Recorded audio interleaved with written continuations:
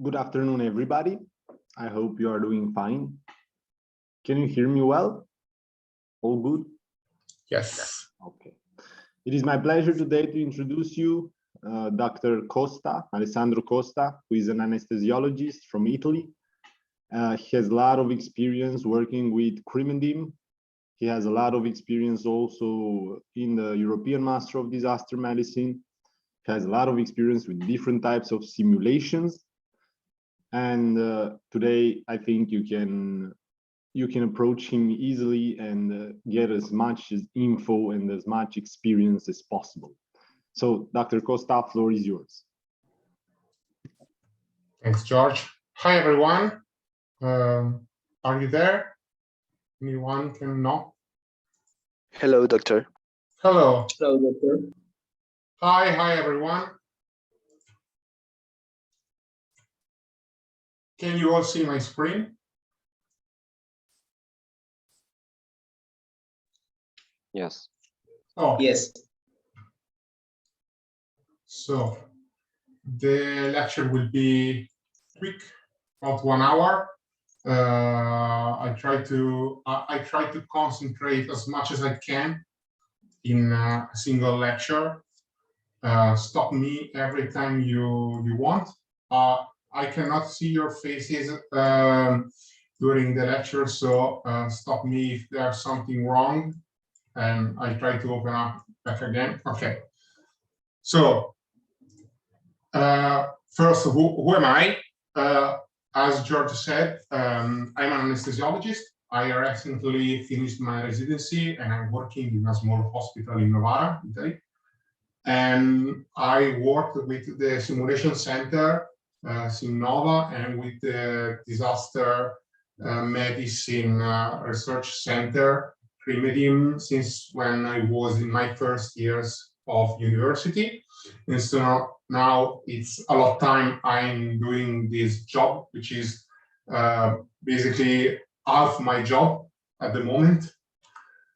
And this lecture will talk about teaching versus building an experience and the simulation. My objective is to train you and give you some messages that building a simulation is sometimes way better than just teaching. They are not the same concept.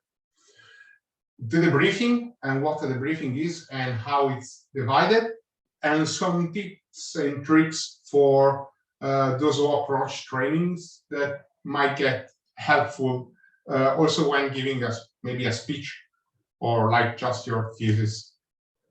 So this will be a very dense and intense lecture. We will start with the basics. So learning versus experiencing.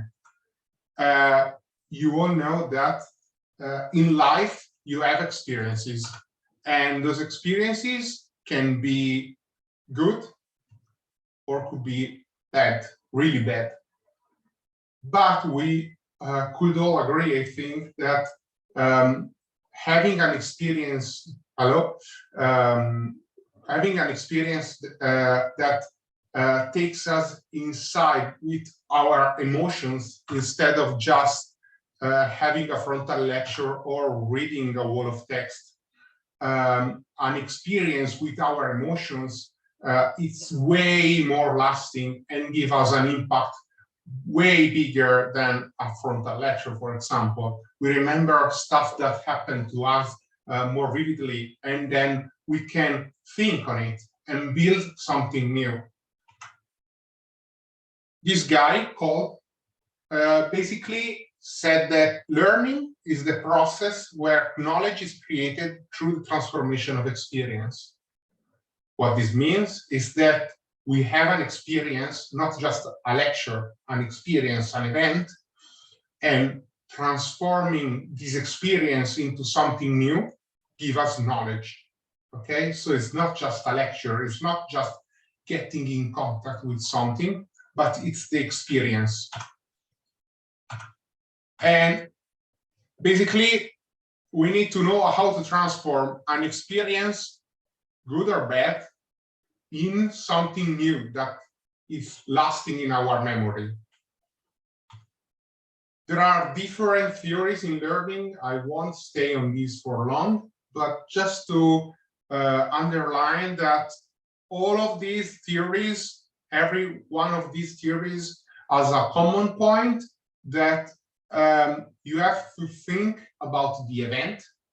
This could be an event in real life or an event during a training. And through the transformation of the experience and the emotions you had in this event, you build something new that lasts and you can use it for new knowledge. Are you on that? Silence. Can you hear me? Yes. Okay. Yes. Yes. Yeah. That means that it's really difficult to have a lecture with pictures of people and not hearing anything. So I know you might be sleeping, but if I don't get any reaction, I don't know if I'm going in the right direction. So basically, the debriefing is what makes the difference between having an experience and give it the power, the strength that we can use in building new knowledge. Okay. And to do that, we need to have a structure. An exercise, an experience is not something that we just build and drop on our students. We just need to plan everything. Usually a training or a simulation is built in 3 phases. One is the briefing, the second one is playing, and the third one is the debriefing. Are you all familiar with those terms? Or any one of you is familiar with those terms? I think that, for example, in the briefing, it's about the introduction of the lecture or the simulation. And the debriefing is like the conclusions or of all about we talk about. Okay, that's correct. Do you all have experience in simulation in your university? Do you have training with simulation?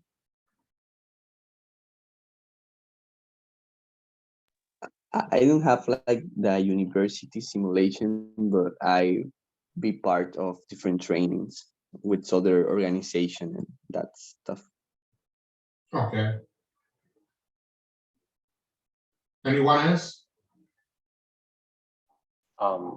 Does doing stuff with mannequins count, like a controlled patient environment? Then yes. What do you do usually? Just advanced resuscitation, ALS, or something more like trauma? Or It really depends on the module, but we haven't had the chance to do trauma yet because it's in the future modules. In the ALS and BLS simulations, yes, there were like they used to give us a very brief of how the patient came to be, like an accident or an emergency or something, and then they would run the machines and simulation and stuff, and then they would ask us to, you know, kind of create a management plan or something, and how are you going to handle the situation. And after that, in the debriefing, the attending or the doctor, they would just, you know, talk about all the mistakes that we made, all the things that we could have done better, and why we did what we did, and why is it not the proper approach. So, you know, debriefing is actually the major part where you learn more instead of the playing part. So, correct. Any other experiences with simulation, maybe not just medical stuff? Well, I have no experience in simulations in my university because we don't do this in med school, but I have coordinated an ITDM this year, so I'm kind of familiar with the simulation regarding disasters medicine. Good. Okay, so what you all said is fundamentally true. Those phases could be applied to any kind of simulation. Usually you have a briefing. In the briefing, your objective is to, okay.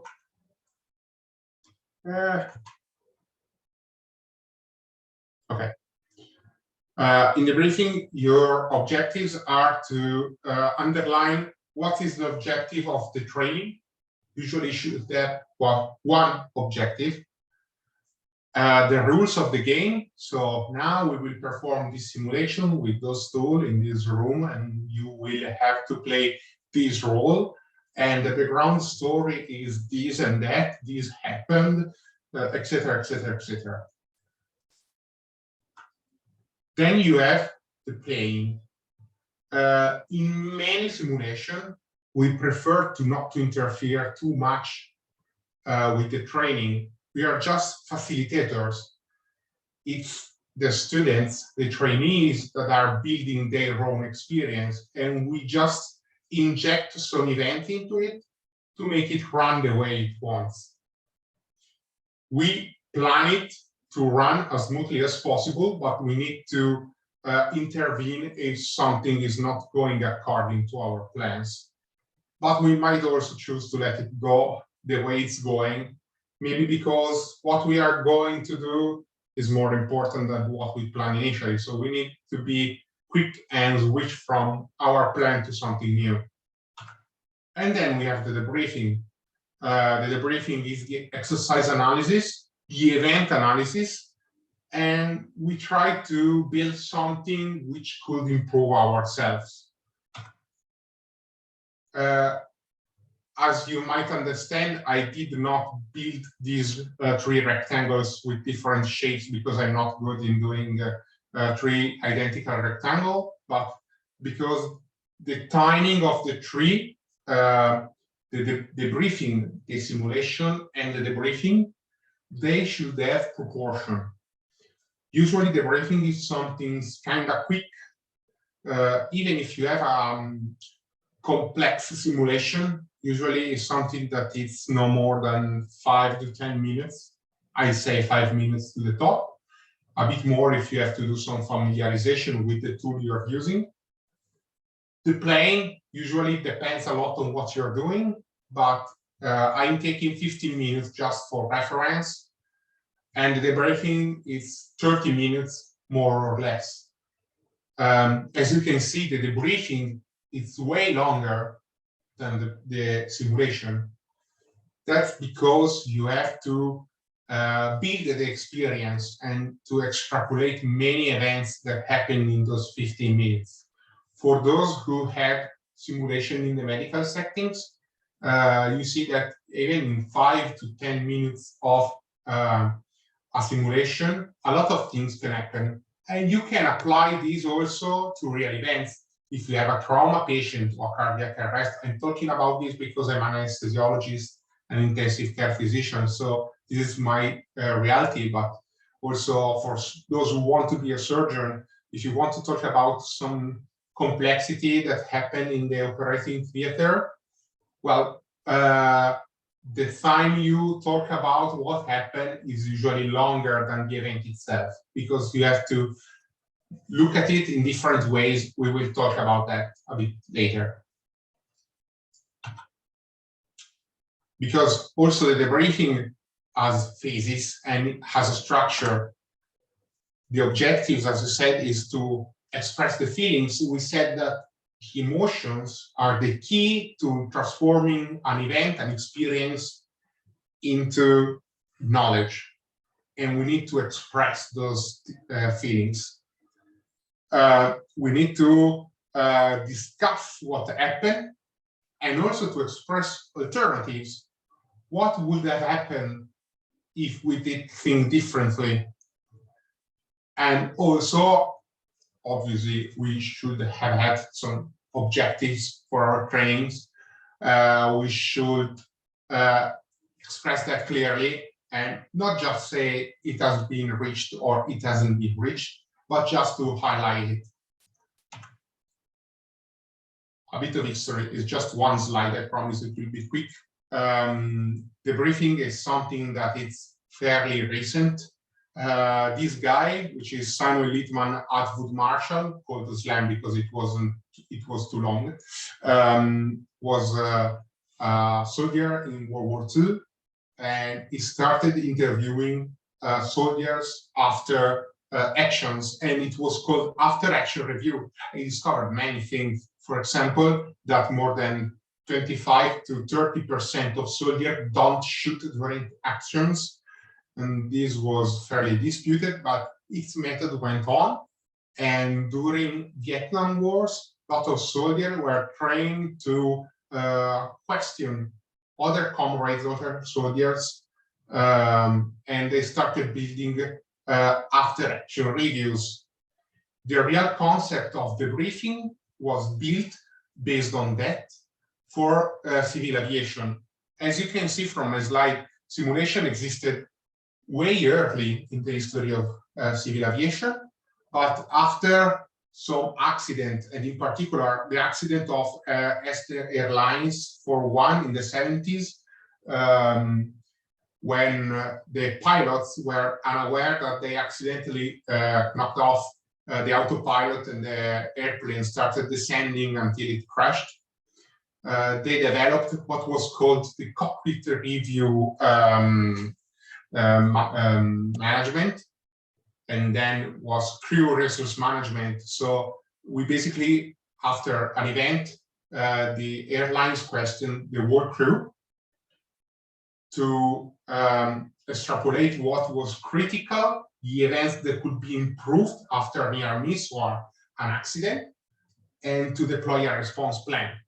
In the 80s, this was improved to the critical incident stress debriefing, which also involved, for example, control tower and all other people that happened to be there during the exercise, during the events, for example, just observer or passerby. And in healthcare, during the same years, actually a bit later, in the 90s, this guy, which is an anesthesiologist called David Gaba, moved those concepts in anesthesia called critical resource management, and which usually helps physicians during critical events to assess the event, ask for help, and do a series of actions to manage the event. And many guidelines for many doctors who works in intensive care and critical care are built on what David Gaba did. So the debriefing, as we said, is building an experience, but it's not telling someone that he is an idiot. He did wrong, and his personality doesn't work in that area because he is wrong.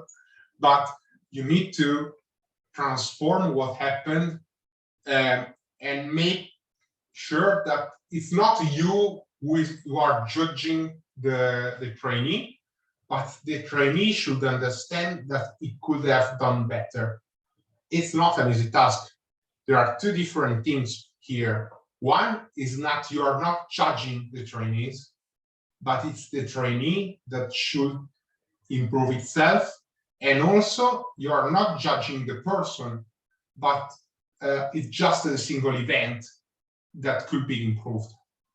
And this makes possible also for those who have minimal experience in a clinical field, for example, to teach to head of departments. Just to give you an idea, one of my first jobs was to teach ACLS, so Advanced Cardiopulmonary Resuscitation, during an event, and there were a couple of physicians that did particularly bad, and I was just a med student in my last year.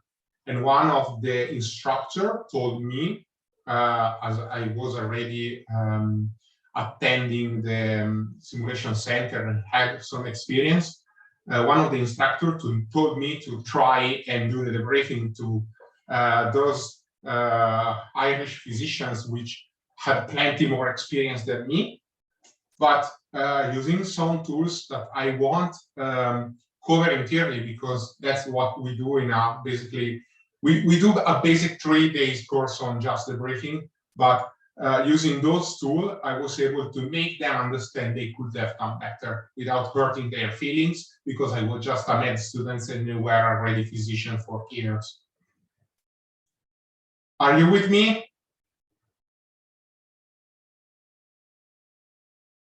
Wind howling. Yes. Yes, yes. Are they not sleeping yet? I hear no answer, so No. I guess we're all sleeping. Not yet. It's I was given the worst time point ever, because it's after dinner, after lunch for here. So I don't know your times, but I guess most of you should have already digested their food. So it's coffee time. Debriefing can be split into some areas, in some moments. The first one is the diffusing. The diffusing is hot.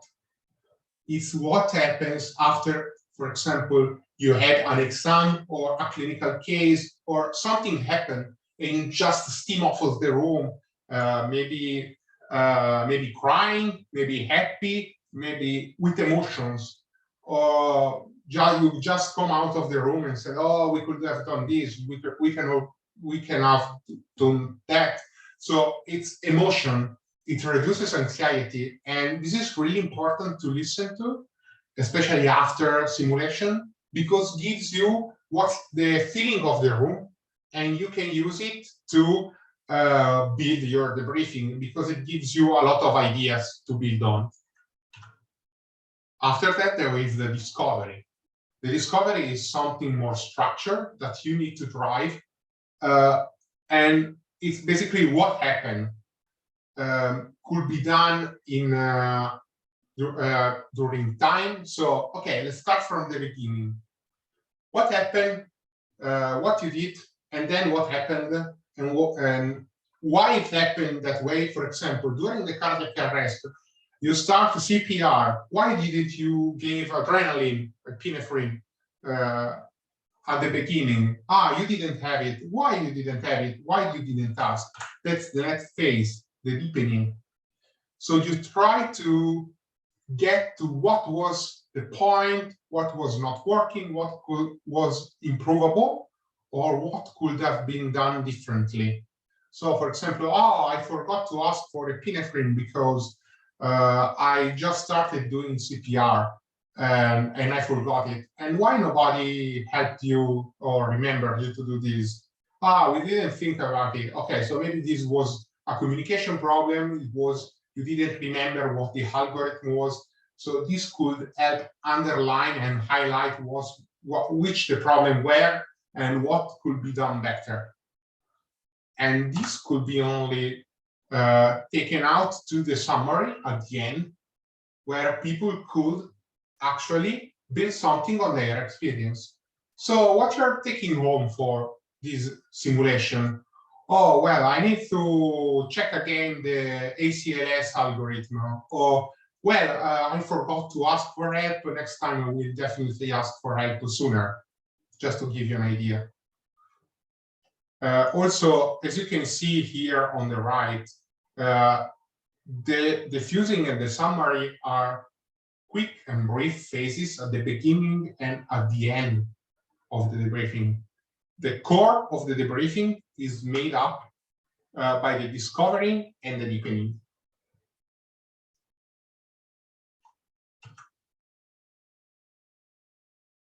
So now I will give you some tips and tricks. This could be helpful for the simulation, but also if you need to train someone, build some slides, build some talks, build some speech. I used some of these tricks also during my thesis when I was a med student. So training is like cooking. I know that I'm Italian and we always talk about food, but it's really like cooking. So you need a recipe, you need a plan. You need the right ingredients and the appropriate tool. Everyone has a style, and you cannot cancel it. Everyone has its way of moving in the space, of talking, the voice, the body language. So you need to get that and use it in your favor. And experience make you perfect. Obviously, you need to train a lot in speaking, and you need to train a lot in training people. That's the only way you can know yourself, know your body, know your style, know your tools, and know your ingredients. But first, we need to talk about the recipe.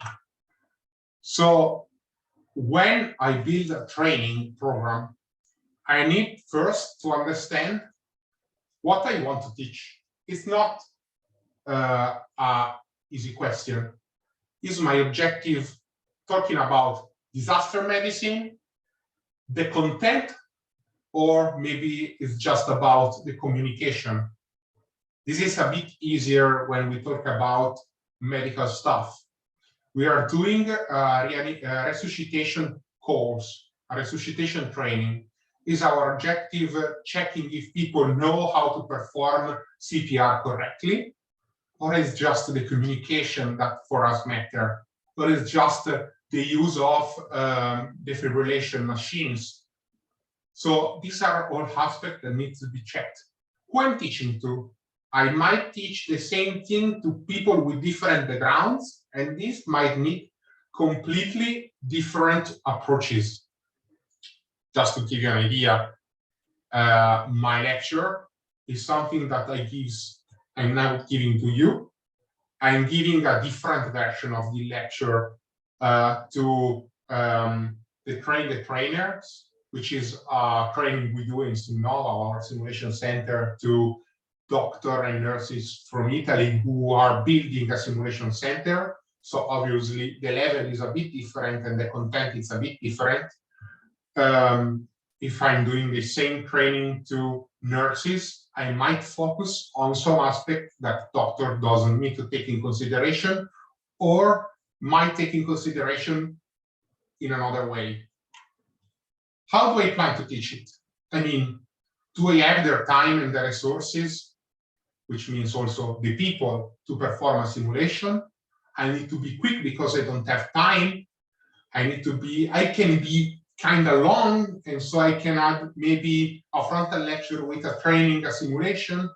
I can break it into parts. I need to break it into parts because in the middle it will get too long, and maybe I have a break in the middle. So these are all aspects that need to be taken in consideration. And just after I decided all these three questions, I try to find which tool is the best, which is, for example, simulation. But in simulation, I might need to use a mannequin. I might need to use actors. For disaster medicine, usually we use actors, but to train, because we need hundreds of persons, and having hundreds of mannequins is not practical and also kind of expensive. But if we need to have, for example, an amputee, we might choose to use that single patient to have it as a mannequin, just for example. You need to write it down. It doesn't need to stay just in your head, because you need to plan it, and so you need to find the necessary material and equipment, and you might have someone who helps you. You might need to prepare it, and also you might need to repeat it consistently, because maybe you built a fantastic training experience and you want to do it the next year. And the only way to remember it is to write down what you used, what were your objectives, how big was your class, etc., etc., etc., and also to transmit to an instructor. Remember also that even if you are really extremely good in planning your simulation, no plan survives with the contact of the enemy, which means that even if you plan ahead and you are definitely sure that you prepare for every convenience, it will happen something you haven't think of. So you need to be flexible. You need to have some buffers to be prepared to change abruptly your plan and your simulation, but also you need to test it a lot and a lot and a lot. The more you sweat in training, the less you bleed in battle, means that the harder you prepare your simulation and you test it, the better it will get with the time. Now, you're all medical students. When we were resident, we used medical students as a trainee for our simple programs, and we were used as a trainees when we were residents for more advanced training programs. Usually, students are ideal to be tested on for training programs because it's free education, actually, and you are testing your training program. There are some pitfalls that you might need to take care of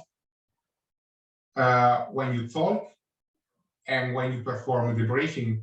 But what I'm going to tell you, it's also working with frontal presentation. So the first one is don't focus on simulation limits. If you do an experience, if you perform an event of, for example, simulation or training, and something happens that get reported to you during the debriefing, and they say, it wasn't real because in real world, we wouldn't use radio, we would use telephones. The mannequins was cold, and this patient, if he had a fever, I would have felt it with my hand, for example.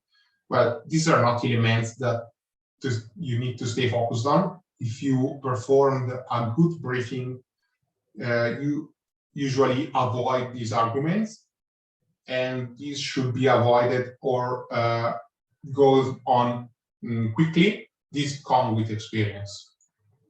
Don't monopolize the discussion. Usually at the briefing, it's not a lecture. It's the students, the trainees, who are building their own experiences. So try not to monopolize the discussion, and also don't play favorites, which means don't have one or two or three people and you talk just to them. Some trainees might be a little shy, which happens, it's normal, we are all different humans. But being inclusive in the debriefing is important because you build the simulation for everyone. You build the training for all the participants. And it's not good or nice to leave someone out. Don't be vague and generic. If you feel that something needs to be addressed because it didn't went like you planned or how it should have gone, tell it. I see that this has not been done according to the protocol. Why? This is not judging. It's just asking why you decided to do something in a different way. It's not judgmental because there could have been good reasons. Maybe the person didn't got an input. So the problem is not getting the correct algorithm, it's a communication problem. Don't answer your own questions and don't fear silence. These come together. I did this with you, even if you are now with all the cameras closed and all microphone muted. I asked a couple of questions. After a while, one of you did reply. Did you got it? Yes. So don't fear 20 seconds of silence. At some point, someone will talk. And one of the last tips, but not the last, it's don't focus on too many key points. Your training has one objective, not two, not three, just one. And your debriefing should have one objective. Every one of your participants will have a take-home message which might be different from one to another, but you need to make clear that they have to focus on one take-home message. Are you still alive? Yes, doctor. So, last thing, I will give you some ideas, some tools that might be helpful when you build a simulation or an experience. Then I will turn on AC, which is very noisy, but here, I don't know where you live, but it's 33 degrees and it's super hot with this shirt. So, some tools, have a second debriefer, could be really helpful, especially if you are in the first days of training as a trainer. Maybe if you have someone with a bit more experience than you, not exactly in your field, but maybe it's just more used to have someone to debrief. Could be a resident, could be a physician, could be anyone, just a bit more experience. But also, if you have someone who is the same level of you, you can help yourselves. Maybe he noticed something that you don't notice, and you can just talk alternatively and help each other in moving forward the discussion. Avoid good cop and bad cop. It's not useful. Remember to not judge the trainees. You are just there to make sure they get something new in their experience, okay? Tech tools. I love technology, and technology is really good because makes you see stuff and explain stuff that could go unnoticed. The bad part of technology that it needs preparation and someone who is capable of using it. For example, we use live broadcast. If we have classes that have a lot of people in it, and we cannot make everyone play a simulation all together, we just split the class. Some will play and some other will assist, and then we all debrief together. And those who assisted and not played the simulation, they are observer and they could intervene with their point of view, which could be really important. Also, we usually have recordings, and we also take pictures of our events. Also, one of the things that trainees usually say is that they feel judged and observed. But if you build an experience that's good, that involves their emotion, they don't think at cameras and phones anymore. Use schemes, use notes to guide you even in the briefing or during the simulation. For example, the vitals of a mannequin, if you are doing a clinical simulation, or the time points for events during mass disaster simulation. And you can also make some slides.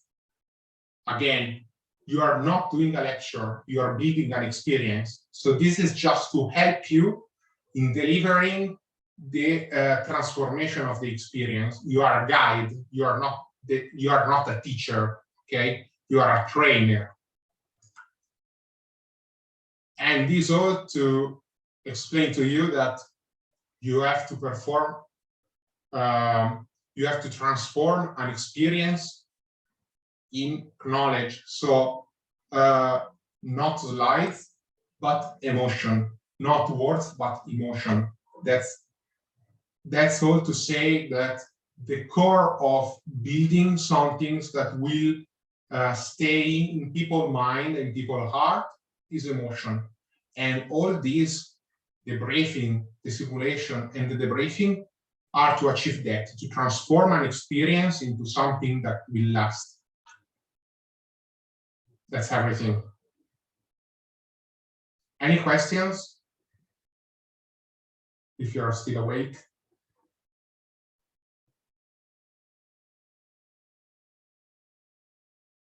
everyone dead.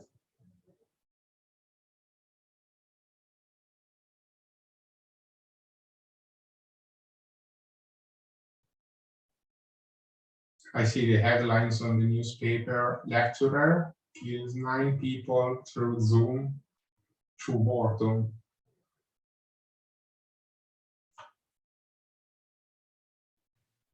Thank you here, doctor.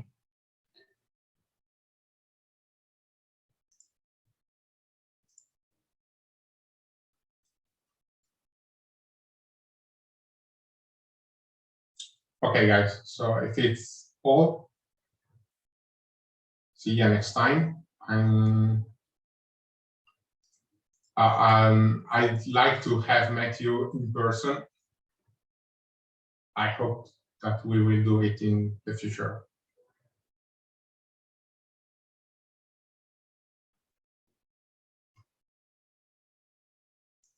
Thank you. Thank you, doctor. It was a very Thank you so interesting much. lecture. Thank you very much, doctor. Thank you. Bye. Bye. Thank you very much, Alessandro. And for the group around 4 Central European time, we will reconvene here for the talk of IFMSA. Okay? All right. Okay, thank you very much.